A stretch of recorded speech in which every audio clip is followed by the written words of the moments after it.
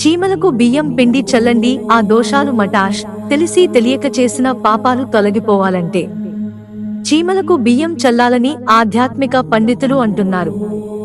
ఒకరి జన్మలో 7 తరాల పాపాలు ఉంటాయి.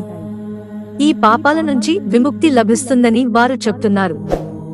శనివారం గుప్పెడు బియ్యం తీసుకోవాలి.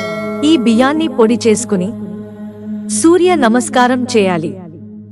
ఆపై విఘ్నేశ్వరుడిని పూజించి ఆలయాన్ని సందర్శించాలి. మీ చేతిలో ఉంచుకుని సూర్య నమస్కారం చేయండి.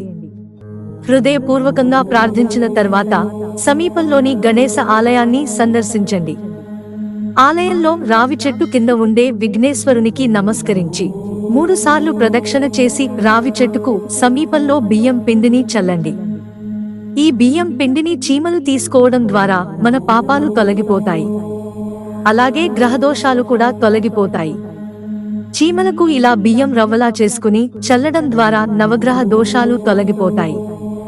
అందుకే బియ్యం పిండితో మన పూర్వీకులు ముగ్గులు వేసేవారని. ఆ పిండిని సూక్ష్మంగా ఉండే జీవులు తింటే సమస్త దోషాలను తొలగిస్తాయని విశ్వాసం. మిత్రులారా, ఛానల్ సబ్స్క్రైబ్ చేసుకోవడం మర్చిపోకండి. ధన్యవాదాలు.